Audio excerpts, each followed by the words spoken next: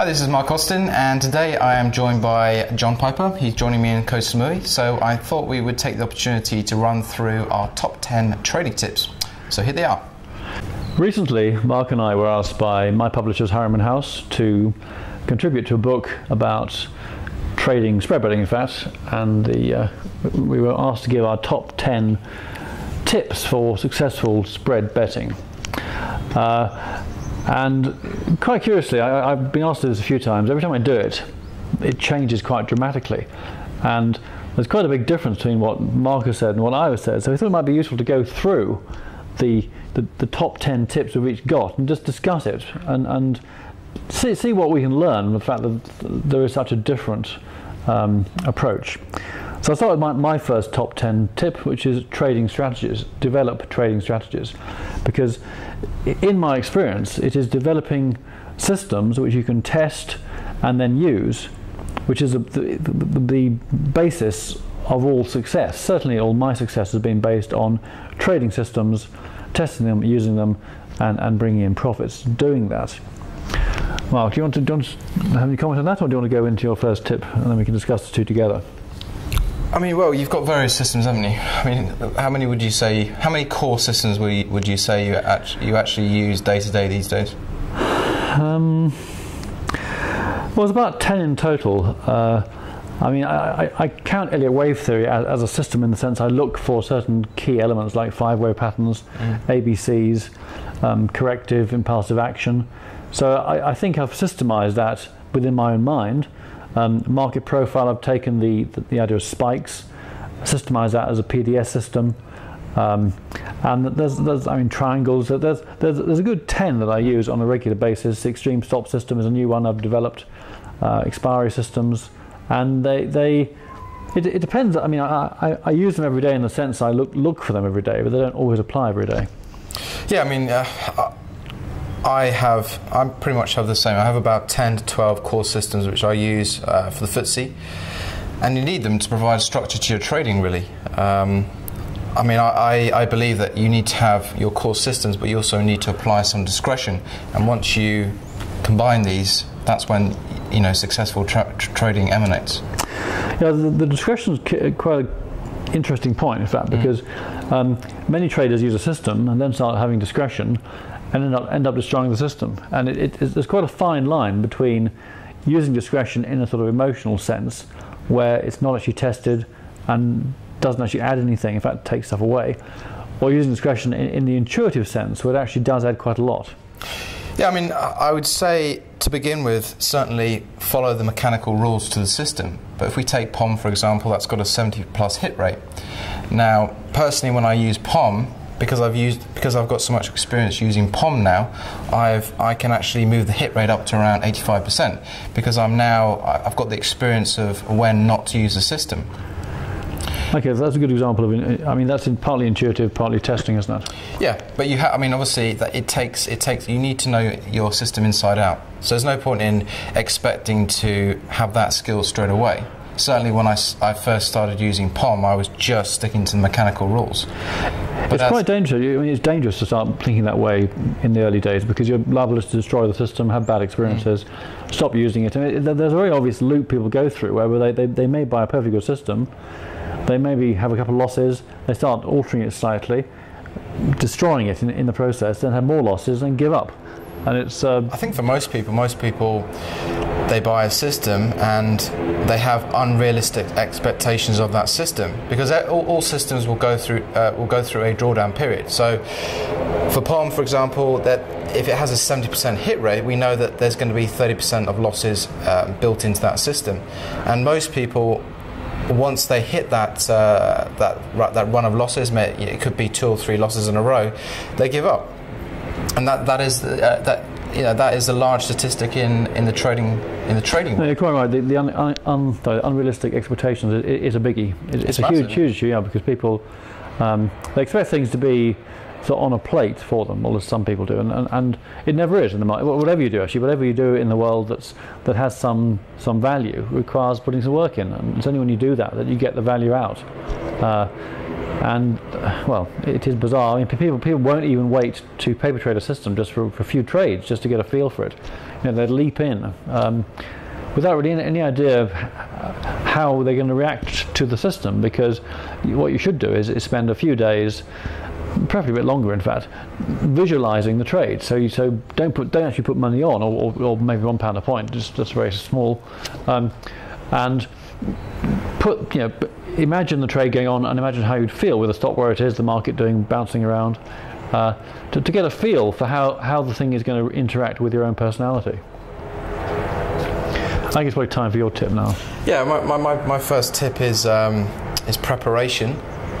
Certainly when I'm starting the trading day, I do all my preparation before the 8 o'clock open on the FTSE. I predominantly just trade the FTSE, and then it's just really a case of executing my plan flawlessly, really, and with 100% discipline.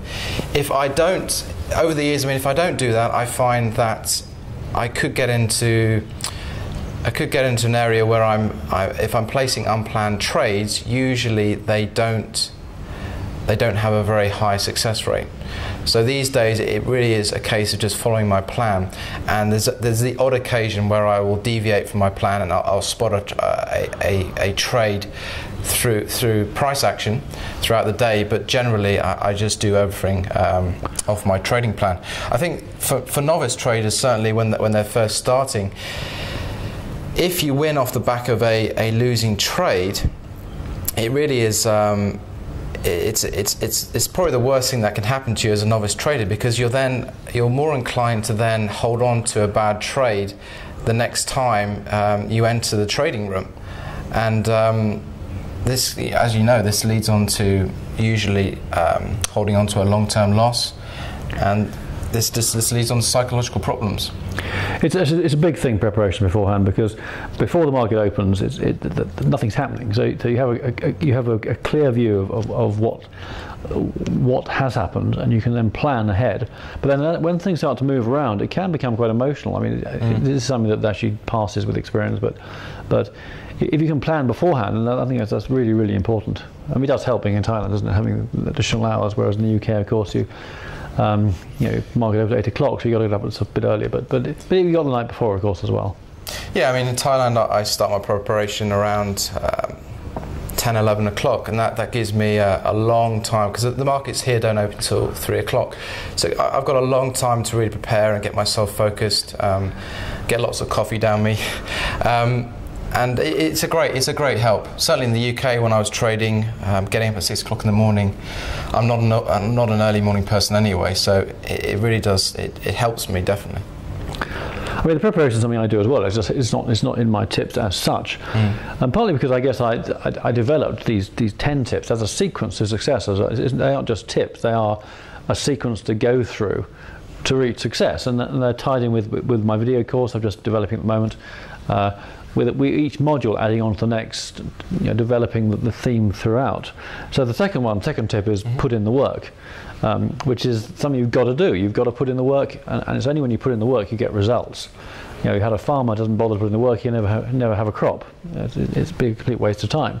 So you have I can give you systems, but you need to personalize them, you need to work with them, test them out so that you know they're going to work.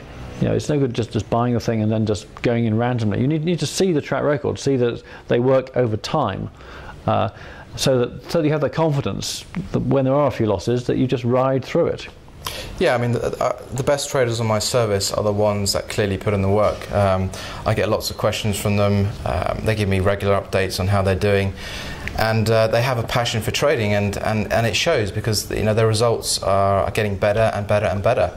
I have some clients who actually email me in the morning with, and there's been an odd occasion where they've actually duplicated what I've written on my report, which is fantastic. They're really learning what's being provided to them.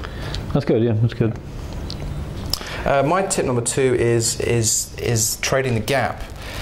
This is the most, well, in my view, one of the most reliable and profitable strategies there is for trading the FTSE, and it also is the bread and butter of many professional traders. Certainly a lot of institutions out there do trade the closing gap and this is something I'll be teaching at my seminar in April. We're going through how you can trade the gap for a living, and you can actually trade this one technique and make a nice, good living out of it. Yeah, the gaps are amazing. I was thinking back, in fact, on my, I suppose, my two major systems, or both being based on meeting other people. I mean, I met Pitt Fox back in the 90s. He introduced me to market profile. From that, I took spikes, which I developed PDS from. Then I met you, Mark, a couple of years ago. You introduced me to gaps, and again I introduced the POM system, as it were, based on what we discussed, which has been a huge move forward actually in what I do. I think it's I mean, there is originality in what I do, but it's based on other people's experiences. I think it's one of the, again, things of life is you learn from other people, and that's what's so valuable, really. Sure. So shall I go on to my third one? Turn on 3, yeah. Concentrate on your system trades. This is quite important too. It's very easy to start getting emotional about markets, putting on emotional trades. And over time, the emotionality becomes intuitiveness, where it's useful, whereas the emotional trading isn't, intuitive trading is. But this takes time and experience. So my suggestion is that if you have this problem and you find your system trade is doing well, but you're doing this other trading isn't doing well, then just use 2 accounts and keep one with a fairly small amount of money in it for your emotional trades, and one with a much larger sum, which is your bread and butter system trading.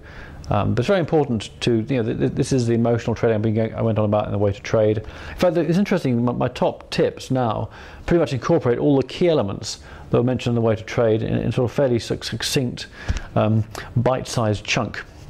So anyway, concentrate on your system trades, which again is one use. I think you'd agree with that, Mark.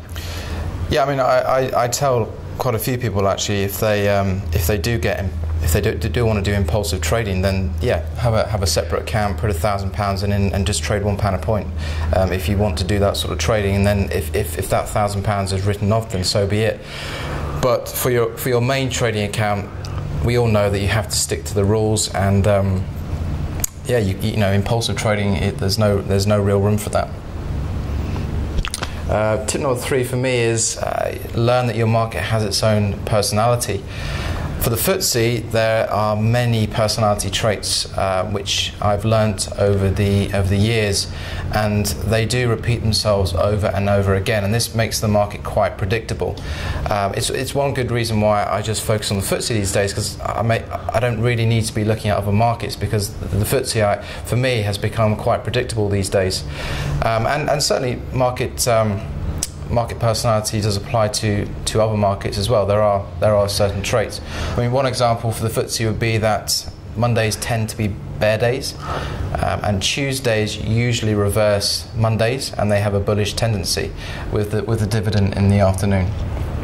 You sent me a prototype of Mark's map the other day, and I have been very impressed recently, well, a long time actually, of how well you call FTSE in your daily reports. It says quite staggering actually on occasion. I mean, most of the time you call the market really, really well, and it's interesting how your systems do that now. Well, there's more to trading than just bar charts and indicators and patterns. It really is homing in and really gaining a clear understanding of the individual market dynamics, and that's what the professional traders do. It's all about knowledge. Once you increase your knowledge, it does really increase the edge on your trading. I guess expiry is a similar thing. Yeah, I mean that all ties into it. Very few traders pay attention to expiry. I do, because I traded options for many years, and expiry is a big deal when you're an options trader. But I mean, hardly anybody else even mentions expiry. Well, I don't think anybody does, in fact.